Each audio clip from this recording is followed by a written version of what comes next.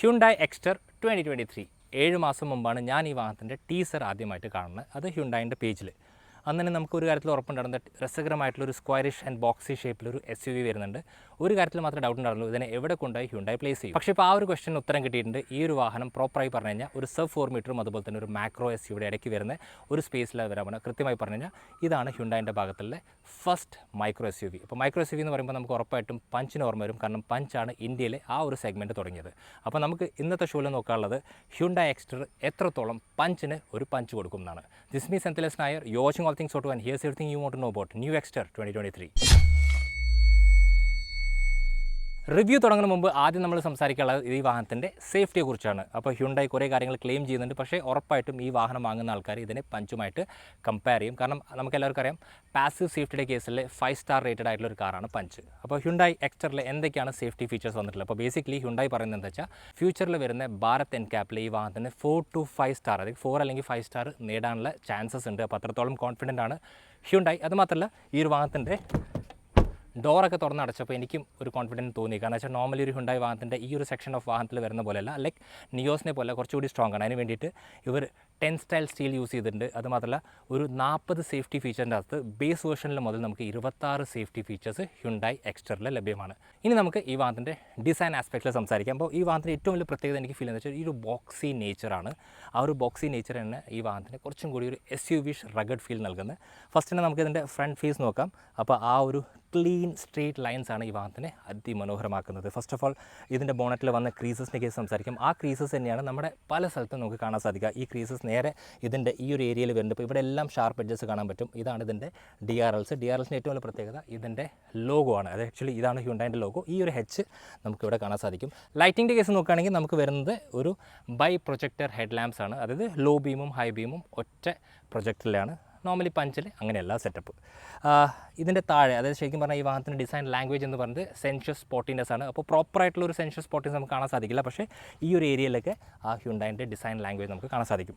ഈ ഒരു ഏരിയയിൽ നോക്കുകയാണെങ്കിൽ കുറച്ചും കൂടി റഗഡാണ് ഇതിൻ്റെ ബമ്പേഴ്സ്. പ്രത്യേകിച്ച് ഈ എക്സ്പോസ്ഡ് ആയിട്ടുള്ള സ്ക്രൂസ് മെറ്റീരിയൽ, ശരിക്കും സ്ക്രൂ നമുക്ക് പറയാൻ പറ്റില്ല, ഒരു പ്ലാസ്റ്റിക് എലമെൻ്റ് ആണ്. പക്ഷേ ഈ വാഹനത്തിന് എവിടേക്കും ഒരു ചെറിയ ഡിഫൻഡർ ലുക്ക് നൽകുന്നുള്ള പറയാം. അപ്പോൾ ഇതാണ് ഈ വാഹനത്തിൻ്റെ ഫ്രണ്ട് ഫേസ്. ഇനി സൈഡിലേക്ക് നോക്കുമ്പോൾ ഈ ഒരു സെയിം ഡിസൈൻ ലാംഗ്വേജ് എക്സ്റ്റെൻഡ് ചെയ്തിട്ടുണ്ട്. ഫ്രണ്ടിൽ കണ്ട ഷാർപ്പ് എഡ്ജസ് തന്നെയാണ് ഈ വാഹനത്തിൻ്റെ സൈഡിലേക്ക് വന്നിട്ടുള്ളത്. അതുകൊണ്ട് തന്നെ ഈ വാഹനത്തിൻ്റെ പ്രൊപ്പോർഷൻ കുറച്ചും കൂടി പെർഫെക്റ്റ് ആണെന്ന് പറയാം. അപ്പോൾ ഈ വാഹനത്തിൻ്റെ ഫെൻഡറിൻ്റെ താഴെ വന്ന ഈ ഒരു ക്ലാഡിംഗ് ആണ് ഈ വാഹനത്തിന് കുറച്ചും കൂടി SUV ഫീൽ നൽകുന്നത്. ശരിക്കും പറഞ്ഞാൽ നല്ല വിഡ്ത്തിലാണ് വന്നിട്ടുള്ളത്. പക്ഷേ അത് മാത്രമല്ല, ഇവിടെ വന്നിട്ടുള്ള ഈ കട്ടിങ് ഈ വാഹനത്തിനെ കുറച്ചും കൂടി ഷാർപ്പറാക്കുന്നുണ്ട് പറയാം. അത് മാത്രമല്ല, ഇതിൻ്റെ അകത്ത് ഈ ഒരു ORVMൻ്റെ സൈഡിൽ കൂടി പോകുന്ന ഒരു ക്രീസസ് ഉണ്ട്. അത് ആക്ച്വലി ഇവിടെ വന്നതിന് ശേഷം ബാക്കിലേക്ക് ഒരു കിങ്ക് പോലെയാണ് പോകുന്നത്. അപ്പോൾ ഈ ഒരു കിങ്കാണ് ഈ വാഹനത്തിൻ്റെ ഏറ്റവും വലിയ അട്രാക്ഷൻ. വാഹനത്തിൻ്റെ ടയർ സൈസിൻ്റെ കേസ് നോക്കുകയാണെങ്കിൽ 15 ഇഞ്ചാണ്. സിയറ്റിൻ്റെ ടയറിലാണ് റൺ ചെയ്യുന്നത്. മാത്രമല്ല, പ്രൊഫൈൽസ് ഈ വാഹനത്തിന് പെർഫെക്റ്റ് ആണെന്ന് കൂടി പറയാം. ORVMൻ്റെ കേസ് നോക്കുകയാണെങ്കിൽ ഇവിടെ ചെറിയൊരു റിഫ്ലക്ടറും കൂടി കൊടുത്തിട്ടുണ്ട്. ഈ വാഹനത്തിനകത്ത് യൂസ് ചെയ്ത റൂഫ് റീൽസ് പ്രോപ്പർലി യൂസബിൾ ആയിട്ടുള്ള റൂഫ് റീൽസാണ്. അത് മാത്രമല്ല, ഈ വാഹനത്തിനകത്ത് ഒരു സൺറൂഫും കൂടി വന്നിട്ടുണ്ട്. ബാക്ക് പോർഷനിലേക്ക് എത്തുമ്പോൾ ഫ്രണ്ടിൽ യൂസ് ചെയ്ത സെയിം ആ ഒരു തീം, ശരിക്കും പറഞ്ഞാൽ സെൻഷ്യസ് സ്പോട്ടിനെസ് എന്നൊരു തീം നമുക്ക് ഇവിടെ കാണാൻ സാധിക്കും. അതും ഗ്ലോസി ബ്ലാക്കിലാണ് ഫിനിഷ് ചെയ്തിട്ടുള്ളത്. അപ്പോൾ ഇതൊക്കെയാണ് ഈ വാഹനത്തിൻ്റെ സൈഡ് പ്രൊഫൈൽ. ഹ്യുണ്ടായി എക്സ്റ്ററിൻ്റെ റിയർ എന്ന് പറയുന്നത് ഒരു ഹിറ്റ് ഓർ മിസ് കേസാണ്.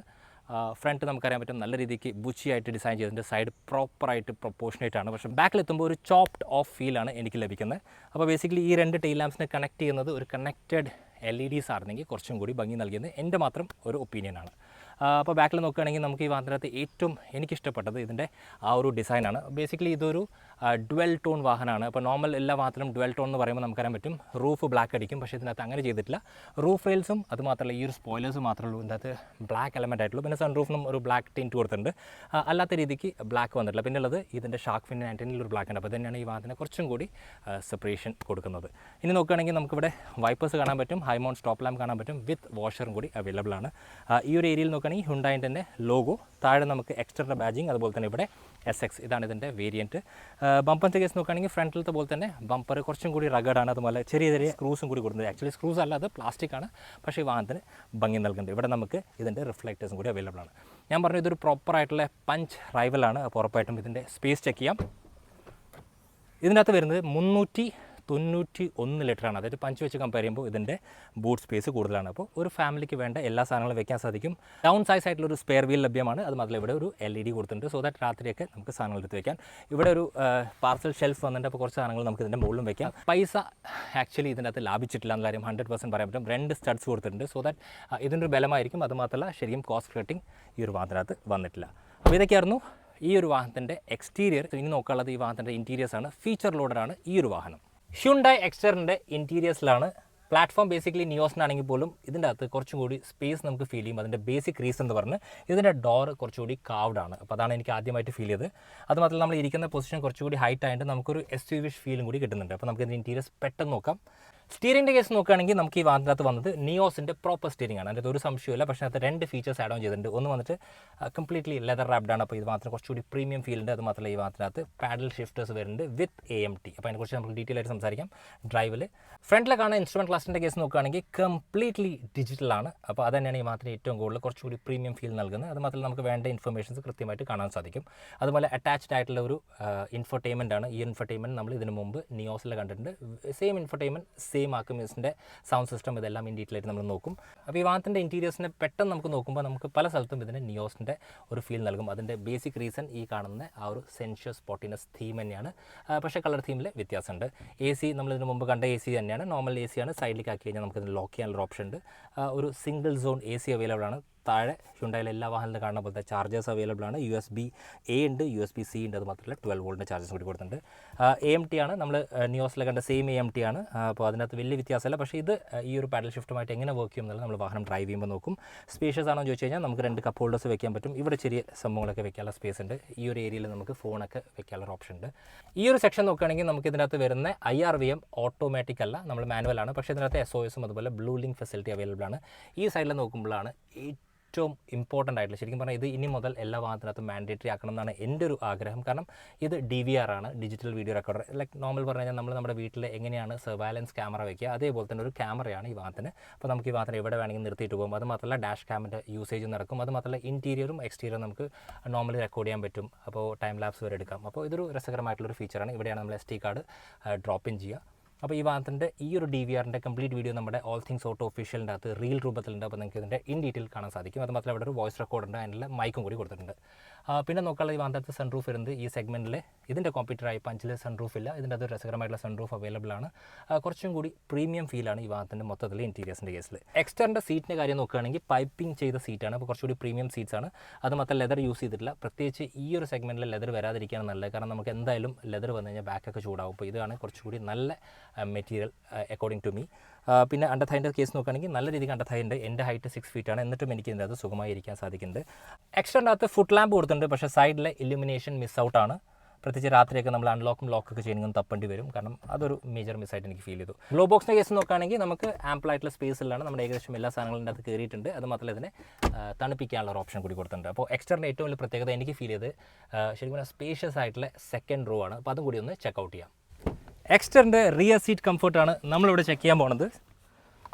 അപ്പോൾ എക്സ്റ്ററിൻ്റെ ലോഞ്ച് ദിവസം ഞാനൊരു വീഡിയോ ഇട്ടിട്ടുണ്ടായിരുന്നു. ആ വീഡിയോൻ്റെ അകത്ത് മിക്ക പരാതി എന്താ വെച്ചാൽ ഞാൻ ഈ സീറ്റ് കംപ്ലീറ്റ്ലി ഫ്രണ്ടിലാക്കി എന്ന് പറഞ്ഞിരുന്നു. അപ്പോൾ ഈ ഒരു സീറ്റ് ഇപ്പോൾ കംപ്ലീറ്റ്ലി ബാക്കാണ്. ഹൈറ്റിൽ വലിയ വ്യത്യാസം എനിക്ക് വന്നിട്ടില്ല, 6 ഫീറ്റ് തന്നെയാണ്.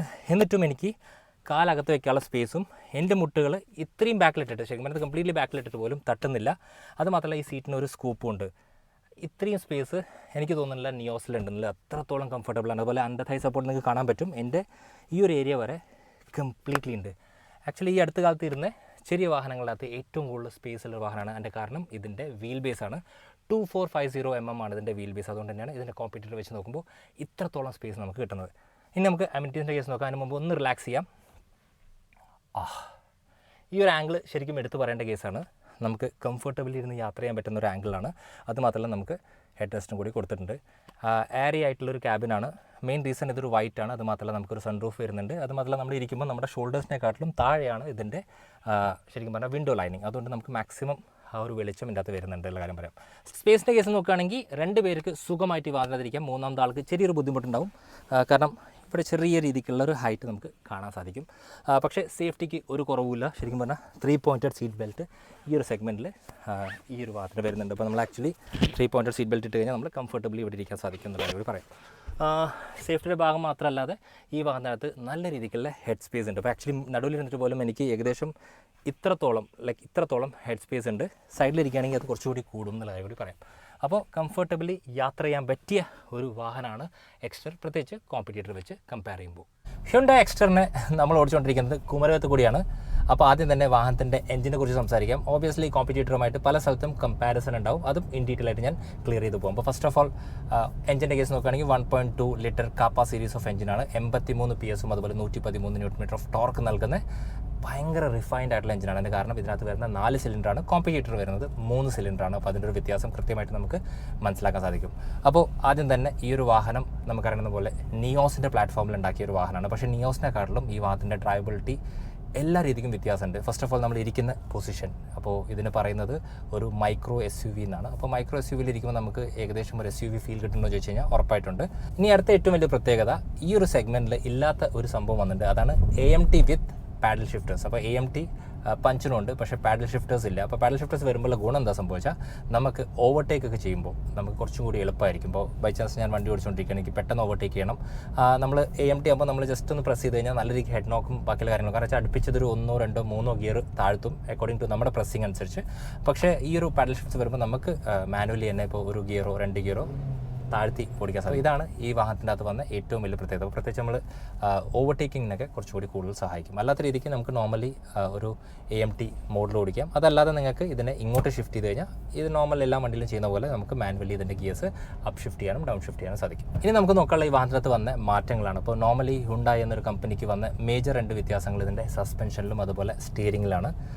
അപ്പോൾ സസ്പെൻഷൻ്റെ കേസ് എടുത്ത് പറയണം. കാരണം നോർമലി ഒരു SUV ആകുമ്പോൾ അതിനനുസരിച്ചുള്ള മാറ്റങ്ങൾ വന്നിട്ട് ഡാമ്പേഴ്സിൽ ടൈറ്റനിങ്ങും ബാക്കിയുള്ള കാര്യങ്ങളൊക്കെ ചെയ്തുകൊണ്ട് നമുക്ക് കുറച്ചും കൂടി രസകരമായിട്ട് ഈ വാഹനം ഓടിക്കാൻ പറ്റും. പ്രത്യേകിച്ച് ഞാൻ നല്ല സ്പീഡിൽ വാഹനം ഓടിച്ചിട്ട് ഇതിന് നമ്മൾ ടേൺ ചെയ്യുമ്പോൾ ആ ഒരു നോർമൽ ഒരു ബോഡി റോൾ ഉണ്ടാവാറുണ്ട്. ആ ഒരു body role if compare to competitor വെച്ച് നോക്കുമ്പോൾ വളരെയേറെ കുറവാണ്.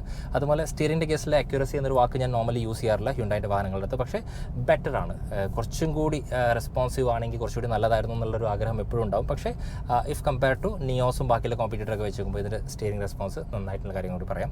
അത് മാത്രമല്ല കുറച്ചുകൂടി ഈസാണ്. അത് മാത്രം നമ്മൾ സ്പീഡ് കൂടുന്നതനുസരിച്ച് ഓട്ടോമാറ്റിക്കലി ഇത് ടൈറ്റൻ ആവുന്നുണ്ട്. പിന്നെ മിക്ക ആളുകളും AMTനെ കുറ്റം പറയാനുള്ള റീസൺ എന്ന് വെച്ചാൽ ഹെഡ് നോക്സ് ഭയങ്കരമായിട്ട് അറിയുന്നുണ്ടെന്നൊക്കെയാണ്. പക്ഷേ ഈ ഒരു വാഹനത്തിന് നമ്മൾ ഓടിക്കുന്ന രീതിക്ക് ഓടിച്ചു കഴിഞ്ഞാൽ ഹെഡ് നോക്സ് നമുക്ക് നല്ല രീതിക്ക് കുറയ്ക്കാൻ സാധിക്കും. ബേസിക്കലി നമ്മൾ അധികം ആക്സിലേറ്റർ പ്രസ് ചെയ്യാതെ ഒരു ലീനിയർ വേ ഓഫ് പ്രസ് ചെയ്യുകയാണെങ്കിൽ, പ്രത്യേകിച്ച് നമ്മൾ EVയിലൊക്കെ പറയാറുണ്ട് linear way of pushing the പെഡലാണ് ഏറ്റവും കൂടുതൽ റേഞ്ച് നൽകുക. അതേപോലെ നമ്മൾ ലീനിയർ ആയിട്ട് പ്രസ് ചെയ്യുകയാണെങ്കിൽ നമുക്ക് ആ ഹെഡ് നോക്സ് നല്ല രീതിക്ക് കുറയ്ക്കാൻ സാധിക്കും. പ്രത്യേകിച്ച് നമ്മൾ ഫാമിലിയൊക്കെ ആയിട്ട് യാത്ര ചെയ്യുമ്പോൾ പെട്ടെന്ന് ഗിയർ മാറുന്നൊന്നും അറിയില്ല. നോർമലി ഡൗൺ ഷിഫ്റ്റ്സ് അറിയാറില്ല, പക്ഷേ അപ്പ് ഷിഫ്റ്റ്സ് നമ്മുടെ കയ്യിലുള്ളത്.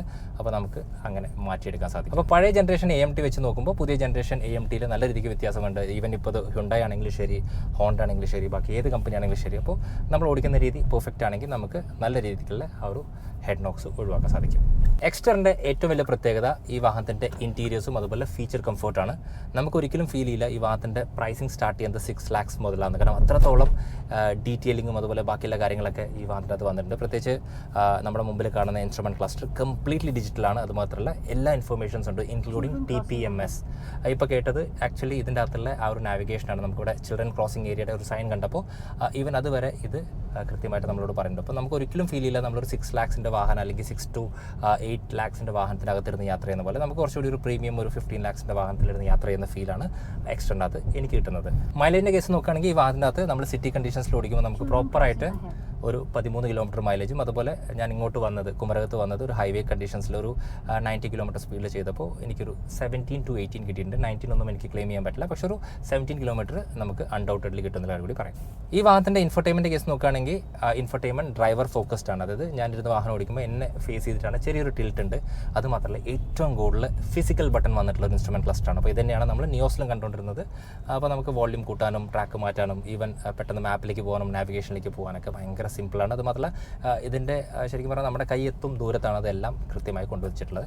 AC കേസ് നോക്കുകയാണെങ്കിൽ AC പെർഫെക്റ്റ് ആണ്. പ്രത്യേകിച്ച് ഈ ഒരു വണ്ടിയുടെ ആ ഒരു സൈസും ബാക്കിയുള്ള കാര്യങ്ങളൊക്കെ വെച്ച് നോക്കുകയാണെങ്കിൽ. അതുപോലെ ഒരു ജംഗ്ഷനിൽ ഞാൻ തിരിക്കാൻ നോക്കുമ്പോൾ ഈ വാഹനത്തിൻ്റെ റിവേഴ്സ് പാർക്കിംഗ് ക്യാമറ നല്ല ക്ലാരിറ്റി ഉണ്ട്. ആ കേസിൽ എനിക്ക് സംശയമില്ല. പക്ഷേ അത് മാത്രമല്ല ഇതിനകത്ത് ഗൈഡ് ലൈൻസ് ഉണ്ട്, അഡാപ്റ്റീവ് ഗൈഡ് ലൈൻസ് ഉണ്ട്. അതുകൊണ്ട് എനിക്ക് കുറച്ചും കൂടി നമ്മുടെ വീൽ എങ്ങോട്ടാണ് പോകണം എന്നുള്ള കാര്യം കൂടി കൃത്യമായിട്ട് കാണാൻ സാധിക്കും. അപ്പോൾ അതും ഒരു രസകരമായിട്ടുള്ള സംഭവമാണ്. പ്രത്യേകിച്ച് ഈ ഒരു സെഗ്മെൻറ്റ് ഓഫ് വാഹനങ്ങളിനകത്ത് അങ്ങനെ വരവ് കുറവാണ്. AMT വാഹനങ്ങളിനകത്ത് ആളുകൾ മിക്കതും പറയുന്നത് വെച്ചാൽ വാഹനത്തിൻ്റെ ഗിയർ പെട്ടെന്ന് മാറുമ്പോൾ ചില സമയത്ത് വർക്ക് ചെയ്യുന്നില്ലെന്ന്. അതായത് എപ്പോൾ AMT വാഹനങ്ങളിനകത്ത് നമ്മൾ ഗിയർ മാറ്റുമ്പോഴും ബ്രേക്കിൽ കാല് വെക്കണം. അതൊരു മാൻഡേറ്ററി സംഭവമാണ്. നമ്മൾ ബ്രേക്കിൽ കാല് വെക്കാതെ ചുമ്മാ അങ്ങോട്ടും ഇങ്ങോട്ടും ഷിഫ്റ്റ് ചെയ്ത് കഴിഞ്ഞാൽ ഒരു ബീപ്പ് ബീപ്പ് ശബ്ദം കേൾക്കും. ആ ബീപ്പിൻ്റെ അർത്ഥം അത് കൃത്യമായിട്ട് സെലക്ട് ആയിട്ടില്ല എന്നുള്ളത്. അപ്പോൾ അത് AMTയുടെ ഒരു ഇഷ്യൂ അല്ല, നമ്മൾ ഓടിക്കുന്നതിൻ്റെ ഇഷ്യൂ ആണ്. അപ്പോൾ അത് ജസ്റ്റ് ഒന്ന് ചെക്ക് ചെയ്യുക AMT ഓടിക്കുന്ന ആൾക്കാർ. സേഫ്റ്റിക്ക് ഏറ്റവും കൂടുതൽ പ്രാധാന്യം കൊടുത്തിട്ടാണ് എക്സ്റ്റർ ഉണ്ടാക്കിയിട്ടുള്ളത്. അതിൻ്റെ ഭാഗമായിട്ട് നമുക്ക് ആക്റ്റീവ് സേഫ്റ്റിയും പാസീവ് സേഫ്റ്റിയും കംപ്ലീറ്റ്ലി വന്നിട്ടുണ്ട്. അപ്പോൾ ആക്റ്റീവ് സേഫ്റ്റിയുടെ ഭാഗമായിട്ട് നമുക്ക് ഇതിൻ്റെ അകത്ത് ESP ഉണ്ട്, ഹിൽ ഹോൾഡ് അസിസ്റ്റ് ഉണ്ട്, അതുപോലെ വെഹിക്കിൾ സ്റ്റെബിലിറ്റി കൺട്രോൾ ഉണ്ട്. അത് മാത്രമല്ല ഇവിടെ നമുക്ക് ഡാഷ് ക്യാം കൊടുത്തിട്ടുണ്ട്. അതുകൊണ്ട് നമുക്ക് വാഹനം എവിടെയൊക്കെ നിർത്തി പോവുകയാണെങ്കിലും ഈ ഒരു വാഹനം 100% സേഫർ ആയിരിക്കും എന്ന് പറയാം. അത് മാത്രമല്ല 6 എയർ ബാഗ് ഉണ്ട് സ്റ്റീറിംഗിലും, അതുപോലെ തന്നെ കോ ഡ്രൈവറിൻ്റെ പാർട്ടിലും, 2 പില്ലറിലും, അതുപോലെ 2 സീറ്റിലാണ് നമുക്ക് ഈ വാഹനത്തിനകത്ത് എയർ ബാഗ് വരുന്നത്. അപ്പോൾ ഉറപ്പായിട്ടും സീറ്റ്സിൽ എയർ ബാഗ് വരുന്ന വാഹനങ്ങൾക്ക് നമ്മൾ സീറ്റ് കവർ ഒരിക്കലും ഇടാൻ പാടില്ല. അത് പ്രത്യേകിച്ച് മിക്ക ആളുകളും ചെയ്യുന്നൊരു തെറ്റാണ്. അപ്പോൾ അത് ഈ ഒരു വാഹനത്തിൽ എന്തായാലും ചെയ്യാതിരിക്കുക. പിന്നെ അതുപോലെ തന്നെ ആളുകൾ ഈ വാഹനം വാങ്ങിയതിന് ശേഷം 0 to 100 ബാക്കിയുള്ള കാര്യങ്ങളൊക്കെ നോക്കുകയാണെങ്കിൽ ഭയങ്കര സാറ്റിസ്ഫാക്ഷൻ കുറവായിരിക്കും. കാരണം ഇത് നോർമലി 1.2 ആണ്, ഒരു നാച്ചുറലി ആസ്പിറേറ്റഡ് ആണ്, 4 സിലിണ്ടർ ആണെന്ന് പറഞ്ഞിട്ട് കാര്യമില്ല, അത്രയും ഒരു സർജ് പവറൊന്നും നൽകില്ല. അപ്പോൾ ഇത് കുറച്ചുകൂടി ലീനിയർ ആയിട്ട് ഓടിക്കാനും അതുപോലെ ഒരു ഫാമിലി ആയിട്ട് റൈഡ് കണ്ടീഷൻസിലൊക്കെ യാത്ര ചെയ്യാൻ ഈ വാഹനം പെർഫെക്റ്റ് ആണ്. അയച്ചിട്ട് ഇതിന് ഹൈവേ കൊണ്ടുപോകാൻ പറ്റില്ല എന്നല്ല, ഹൈവേ കൊണ്ടുകഴിഞ്ഞാൽ നമുക്ക് ഒരിക്കലും നമ്മളെ ബോറടിപ്പിക്കുന്ന ഒരു വാഹനമല്ല. നമുക്കൊരു 120 ഒക്കെ സുഖമായിട്ട് ഇതിനകത്ത് ഈസിലി ചെയ്യാൻ സാധിക്കും. ഞാൻ കഴിഞ്ഞ വട്ടം വന്നപ്പോൾ 120 ഓടിച്ചത് എനിക്ക് എവിടെയും ഒരു ബോഡി റോളോ അങ്ങനത്തെ സംഭവങ്ങളൊന്നും ഫീൽ ചെയ്തില്ല. അതിന് ബ്രേക്കിൻ്റെ കേസാണ്. അപ്പോൾ ഈ വാഹനത്തിനകത്ത് ഫ്രണ്ടിലെ ഡിസ്കും ബാക്കിലെ ഡ്രമ്മാണ്. പക്ഷേ ഈ വാഹനത്തിനെ നമുക്ക് കോൺഫിഡൻ്റ്ലി സ്റ്റോപ്പ് ചെയ്യാനുള്ള ആ ഒരു ധൈര്യം ഈ ബ്രേക്ക് നൽകുന്നുണ്ട്. ഇതിൻ്റെ പിടുത്തം എന്ന് പറഞ്ഞിട്ട് സഡൻ പിടുത്തമൊന്നുമല്ല, നമുക്ക് ലീനിയർ ആയിട്ടേ പിടിക്കുന്നുള്ളൂ. പക്ഷേ വാഹനത്തിന് പ്രോപ്പറായിട്ട് ഇതിനെ സ്റ്റോപ്പ് ചെയ്യാൻ സാധിക്കും. ഹ്യുണ്ടായി എക്സ്റ്ററിൻ്റെ റിയറിലിരുന്ന് യാത്ര ചെയ്തപ്പോൾ നമുക്കിതിൻ്റെ സസ്പെൻഷൻ്റെ മികവാണ് എടുത്ത് പറയാനുള്ളത്. നോർമലി ഹ്യുണ്ടായി വാഹനങ്ങൾക്ക് അത്രത്തോളം ഒരു ഹാർഡൻ ടൈപ്പ് ഓഫ് സസ്പെൻഷൻസ് വരാറില്ല. പക്ഷേ ഈ വാഹനത്തിനകത്ത് നമുക്ക് ആ ഒരു ഹാർഡനിങ് നേച്ചർ ഫീൽ ചെയ്യാൻ പറ്റുന്നത്, അതായത് മാക്സിമം ഒലച്ചിൽ കുറയ്ക്കാൻ നോക്കിയിട്ടുണ്ട്. അപ്പോൾ നിങ്ങൾ വിചാരിക്കും ഇത്രത്തോളം പോസിറ്റീവ് സാധനങ്ങൾ മാത്രമേ ഞാൻ പറയുന്നുള്ളൂ, ഒരു നെഗറ്റീവും പറയുന്നില്ല. അപ്പോൾ അതിൻ്റെ റീസൺ ഈ വാഹനത്തിൻ്റെ പ്രൈസ് പോയിന്റ് തന്നെയാണ്. അപ്പോൾ ഈ വാഹനത്തിൻ്റെ സ്റ്റാർട്ടിംഗ് റേഞ്ച് 6 lakhs മുതൽ ഏകദേശം 10 lakhsൻ്റെ അകത്താണ്. അപ്പോൾ ഈ ഒരു സെഗ്മെൻറ്റിൽ നമുക്ക് വേണ്ട എല്ലാ സംഭവങ്ങളും ഈ വാഹനത്തിനകത്ത് കൊടുത്തിട്ടുണ്ട്. അതുകൊണ്ട് തന്നെയാണ് നമുക്ക് ഈ വാഹനത്തെക്കുറിച്ച് നെഗറ്റീവ് പറയാൻ തോന്നാത്തത്. ഇപ്പോൾ ഈ വാഹനത്തിൻ്റെ റേറ്റ് ഒരു 13 ലക്ഷം ആണെങ്കിൽ നമുക്ക് ഉറപ്പായിട്ടും എഞ്ചിനെ കുറിച്ചും ബാക്കിയുള്ള കാര്യമൊക്കെ പറയാറുണ്ട്. പക്ഷേ ഈ വാഹനത്തിൻ്റെ റേറ്റ് അത്രത്തോളം കോമ്പറ്റീറ്റീവായി വെച്ചുകൊണ്ട് നമ്മൾ കോമ്പറ്റീറ്റർ വെച്ച് കമ്പയർ ചെയ്യുമ്പോൾ കുറേ ഫീച്ചേഴ്സ് ഈ വാഹനത്തിൽ കൂടുതലാണ്. ഇനി നമുക്ക് ഈ വാഹനത്തിൻ്റെ വേർഡിക്റ്റിനെ കുറിച്ച് സംസാരിക്കാം. ഉറപ്പായിട്ടും വേർഡിക്റ്റ് എന്ന് പറയുമ്പോൾ നമ്മൾ കമ്പയർ ചെയ്യാൻ പോകുന്നത് പഞ്ച് വെച്ചിട്ടാണ്. പഞ്ച് വെച്ച് കമ്പയർ ചെയ്യുമ്പോൾ ഈ വാഹനത്തിന് കുറേ ഫീച്ചേഴ്സ് കൂടുതലാണ്. ശരിക്കും പറഞ്ഞു കഴിഞ്ഞാൽ പഞ്ചിൻ്റെ ഒരു എൻകാപ് സേഫ്റ്റി റേറ്റിങ്ങിനെ കുറിച്ച് ഒരു സംശയമില്ല. അതൊഴിച്ച് ബാക്കി എല്ലാ കാര്യത്തിലും റിഫൈൻമെൻറ്റ് കേസാണെങ്കിലും, ഇൻറ്റീരിയർ ക്യാബിൻ സ്പേസിൻ്റെ കേസാണെങ്കിലും, ഇൻറ്റീരിയർ ക്യാബിൻ ക്വാളിറ്റിയുടെ കേസാണെങ്കിലും, ഇതിനകത്ത് കൊടുത്ത കംഫർട്ട് ഫീച്ചേഴ്സിൻ്റെ കേസാണെങ്കിലും, സൺറൂഫിൻ്റെ കേസാണെങ്കിലും, ഡ്രൈവ് കംഫർട്ടിൻ്റെ കേസാണെങ്കിലും, ഈവൻ ഇതിൻ്റെ എല്ലാ AMTയുടെ പാഡൽ ഷിഫ്റ്റേഴ്സൊക്കെ വന്നപ്പോൾ വന്ന ആ ഒരു റിഫൈൻമെൻറ്റിനെ കുറിച്ചാണെങ്കിലും എല്ലാത്തിലും പഞ്ചിനെക്കാട്ടിലും കൂടുതൽ സ്കോർ ചെയ്യുന്നതാണ് ഈ ഒരു വാഹനം. അതിൽ എനിക്കൊരു ഡൗട്ടില്ല. അപ്പോൾ ഈ ഒരു വാഹനത്തിൻ്റെ ഈ ഒരു റിവ്യൂ കേട്ടതിന് ശേഷം ഈ വാഹനം പോയി നിങ്ങൾ ഓടിച്ചു നോക്കൂ. ഉറപ്പായിട്ടും ഞാൻ പറഞ്ഞ എല്ലാ സംഭവങ്ങളും നിങ്ങൾക്കും ഫീൽ ചെയ്യും. കാരണം ഈ വാഹനത്തിൻ്റെ ഏറ്റവും വലിയ ഹൈലൈറ്റ് ഇതിൻ്റെ പ്രൈസിങ് പോയിൻ്റാണ്. അപ്പോൾ ഏകദേശം 6 മുതൽ 8 ലക്ഷം ആണ് നിങ്ങളുടെ ബഡ്ജറ്റെങ്കിൽ ഉറപ്പായിട്ടും നിങ്ങൾക്ക് കൺസിഡർ ചെയ്യാൻ പറ്റുന്ന ഒരു വാഹനമാണ് എക്സ്റ്റർ.